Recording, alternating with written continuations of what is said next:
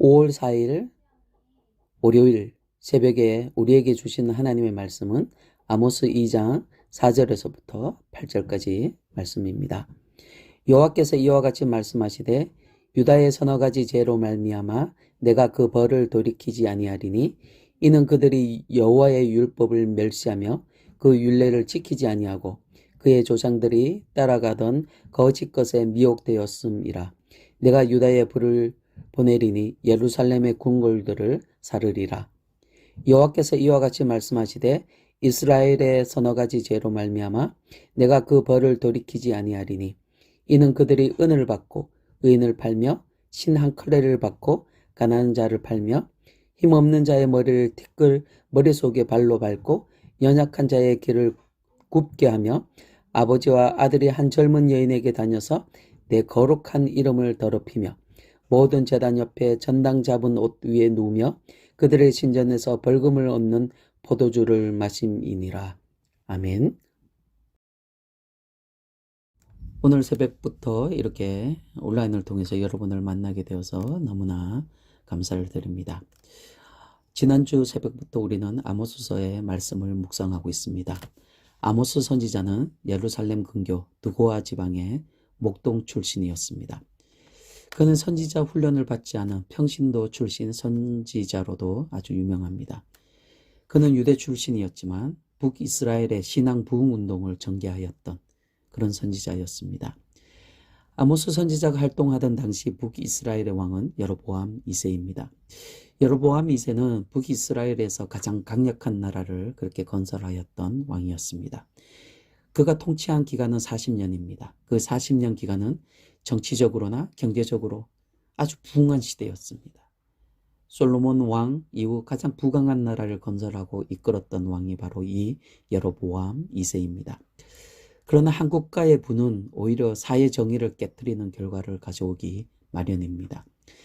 당시 북이스라엘은 빈익빈 부익부의 현상이 아주 두드러지게 나타났습니다.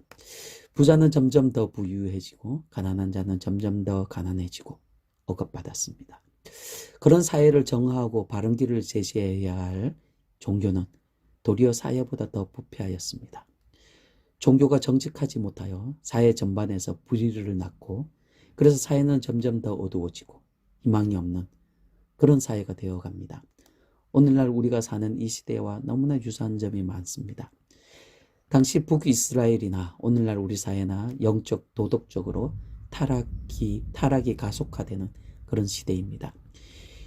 이런 상황에서 하나님은 선지자 아모스를 보내십니다. 공의와 공법을 버리고 온갖 불의와 불법이 만연된 이 이스라엘의 경고의 메시지를 아모스 선지자를 통해서 선포하십니다. 형식적이고 거짓된 종교 생활을 하고 있었던 이 이스라엘은 하나님의 심판을 이제 피할 수가 없습니다. 아모스 선지자가 전한 주요 메시지는 내 백성 이스라엘은 끝이 이르렀다입니다. 이스라엘은 하나님의 진노에서 이제 피할 길이 없습니다. 본문 2장과 14절에서 15절을 보시면 빨리 다른 박질하는 자도 도망할 수 없으며 강한 자도 자기 힘을 낼 수 없으며 용사도 자기 목숨을 구할 수 없으며 활을 가진 자도 설 수 없으며 발이 빠른 자도 피할 수 없으며 말 타는 자도 자기 목숨을 구할 수 없고 라는 말씀을 하십니다. 이스라엘에게는 더 이상 피할 길이 없다는 말씀입니다. 자기 목숨을 구할 수 없습니다. 아무리 적토마를 타고 도망할지라도 아무리 용감한 용사를 할지라도 그 하나님의 진노에서 벗어날 수가 없다는 것입니다. 이제 저들이 할 수 있는 것은 없습니다. 아니 단 한 가지, 유일한 한 가지가 있습니다. 그것은 하나님 앞에 엎드리는 것입니다. 여러분, 하나님께서 선지자를 보내실 때에는 죄에 대한 경고와 심판이 중요한 목적이기도 합니다. 그러나 심판보다 더 중요한 목적이 있습니다. 그것은 회개와 회복입니다. 하나님은 자기 백성이 죄에서 속히 돌이켜서 다시 하나님의 백성으로 회복을 원하시기에 하나님은 선지자를 보내시고 그리고 그들에게 경고를 하시는 것입니다. 만약 그렇지 않다면 하나님은 경고 없이 바로 심판하실 것입니다. 아모스서도 심판보다는 회복입니다. 앞으로 우리가 아모스서를 나누면서 자기 백성을 회복해 하시는 그런 하나님을 만날 수 있기를 바랍니다. 여러분, 아모스 1장을 보시면 북이스라엘 향한 메시지를 선포하시기 전에 먼저 주변 나라를 향한 메시지를 선포하십니다. 아수르, 블레셋, 두루, 에돔, 암못, 모압을 향한 메시지입니다. 저들을 향한 하나님의 메시지는 심판과 멸망입니다. 저들은 하나님을 알지 못합니다. 말씀이 없는 백성입니다. 오늘날로 말하면 불신자입니다. 저들은 죄 아래 있던 사람들입니다. 죄의 노예입니다. 죄로 인하여 당연히 멸망을 받을 수밖에 없습니다. 그런데 오늘 본문에 나오는 유대와 이스라엘은 다릅니다. 저들은 하나님의 백성입니다. 저들은 하나님의 말씀을 아는 백성입니다. 하나님께서 선택하여 세우신 하나님의 백성입니다. 오늘날로 말하면 교회 다니는 성도입니다. 십자가의 보혈로 죄 씻음 받은 하나님의 자녀들입니다. 여러분, 자녀라면 무엇인가 달라야 합니다. 불신자의 삶과는 다른 삶을 살아내야 합니다. 세상의 빛과 소금의 삶을 살아내야 합니다. 그런데 전혀 다르지 않습니다. 세상 사람들과 별반 다르지 않는 삶을 살아갑니다. 교회에 나와서는 조금 다른 것 같습니다.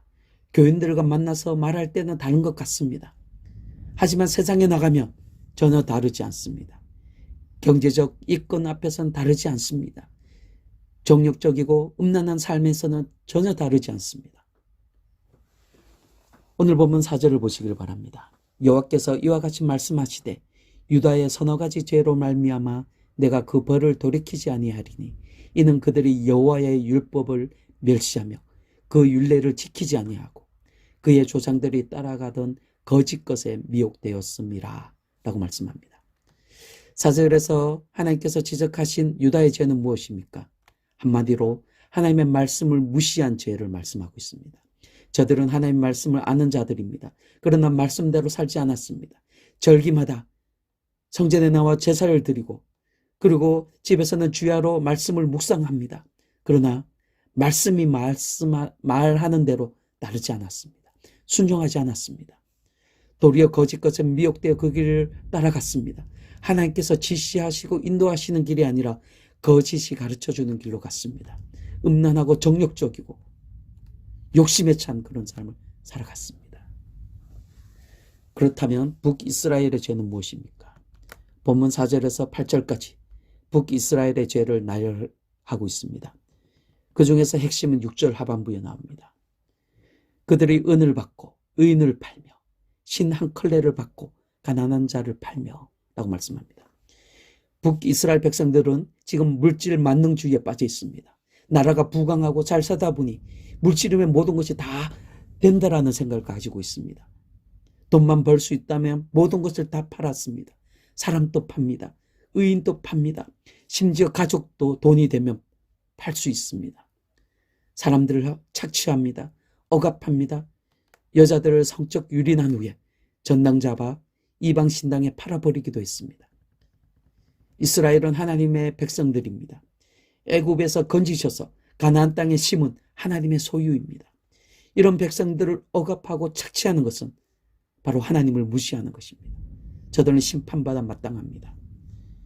여러분, 하나님의 나라는 먹는 것과 마시는 것이 아니요 오직 성령 안에 있는 의와 평강과 희락이라고 분명히 말씀하고 있습니다. 오늘날 어떤 성도들은 교회에 나가 예배드리고 헌금을 드리는 것만으로 자신의 모든 종교적 의무를 다 이행했다라고 생각합니다. 하지만 그것은 착각입니다. 잘못된 생각입니다. 하나님은 우리의 믿음을 판단하실 때 어떤 물질이나 형식적인 헌신을 보시지 않습니다. 무엇보다도 진정으로 하나님을 사랑하고 말씀대로 살아가고 있는가를 보십니다. 하나님의 자녀된 우리는 바울의 교훈과 같이 항상 자신을 돌아보고 말씀에 거하는 삶을 살고 있는지 계속적으로 반성하면서 자신을 개혁하고 그렇게 두렵고 떨림으로 우리의 구원을 이루어 가야 합니다. 여러분, 오늘 하나님의 말씀대로 살아가는 여러분의 그런 삶을 통하여 하나님께서 온전히 영광 받으시기를 주님의 이름으로 축원합니다. 아멘.